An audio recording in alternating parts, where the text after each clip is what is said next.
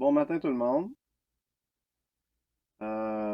Bonne fin de semaine aussi, si vous l'écoutez un peu en même temps que moi je fais ma vidéo.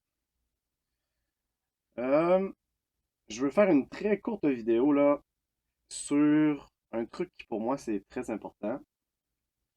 Donc là, moi j'ai installé, ben dans le fond, je vais dire exactement c'est quoi je vais dire là. Je vais vous montrer si vous êtes sur Windows et que vous ne savez pas comment faire déjà, je vais simplement vous montrer comment utiliser la dictée vocale pour pouvoir parler là, avec votre agent de codage. Donc moi, comme je disais dans les dernières vidéos, j'ai installé GMA 4, qui est un modèle qui est un modèle 100% gratuit que vous installez sur votre ordinateur et que ensuite de ça, vous n'avez même pas besoin d'avoir aucun autre abonnement parce qu'on n'utilise pas le cloud et c'est 100% votre ordinateur qui fait le travail. Donc, moi, je me dis souvent, là, tu sais, quand je travaille avec Antigravity, c'est con à dire, là, mais une des fonctionnalités que j'ai toujours bien appréciées, là, c'est le fameux bouton de dictée vocale ici, là. OK? Là, dans VS Code, ben, on l'a pas.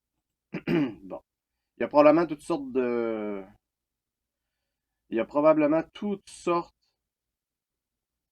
d'extensions qu'on peut utiliser, etc. Mais la plus simple là, à court terme, là, puis ça marche partout sur Windows. Là, peu importe ce que vous faites, dans n'importe quel champ de texte, ça marche. Donc c'est déjà. Honnêtement, c'est con, hein, mais je ne l'ai jamais utilisé, moi. Donc, c'est très simple. Tout ce qu'on fait, c'est Windows et la touche H. H comme Hervé, comme UR, comme, je sais pas, moi, comme Honda. Donc, Windows H, là, ça marche pas. Pour utiliser la dictée, accéder paramètres, activité, activer la reconnaissance vocale en ligne. Clique là-dessus. Clique là-dessus. Bon, là, je sais pas, là, il y a peut-être une histoire de confidentialité, là. Moi, je m'en fous, là. Je suis pas en train de dire que je veux organiser un attentat, là. Fait que, là, juste d'avoir dit ce mot-là, je te gage que ouais, YouTube va bloquer ma vidéo, là. Donc, moi, c'est ça. J'ai rien vraiment à cacher, là. Puis, Windows H ensuite. Bon matin. Je veux continuer notre projet de programmation. Que peux-tu me dire du fichier qui s'appelle config.py? Puis là, ensuite, si on fait Windows H, ça referme. C'est pas la grosse affaire, là. Là, je fais entrer. Puis là, ça va faire une petite démonstration avec Gmac4. Et si c'était la seule information que vous vouliez savoir, c'est déjà fait. Là, ma vidéo, vous pouvez considérer qu'elle est terminée, là.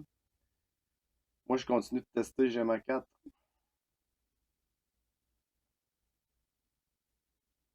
Je monte une vidéo là, globalement sur comment l'installer. Là, c'est pas 100% étape par étape, là, mais quelqu'un qui se débrouille, il devrait être capable de s'en sortir. Là.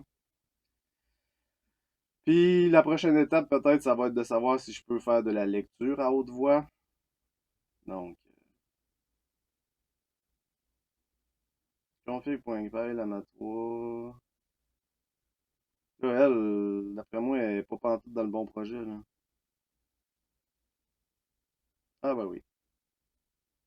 Ah ouais, c'est bon. Ben, c'est ça qui est ça. Fait que c'était juste pour vous montrer ça, là. C'est un petit gadget, là. Saisie vocale Windows. J'ai jamais essayé ça, puis c'est quand même utile. Donc, on se voit dans la prochaine vidéo. Salut!